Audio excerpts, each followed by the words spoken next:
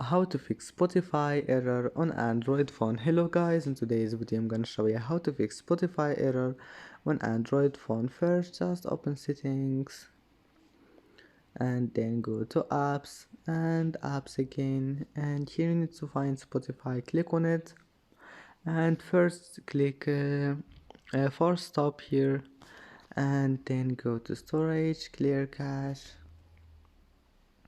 and then go to permissions and enable all of those here.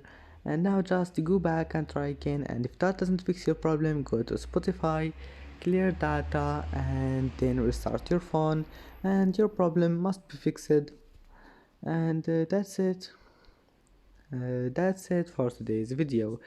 If you like this video, don't forget like and don't forget subscribe, and thank you for watching this video until the end, and see you in the next video.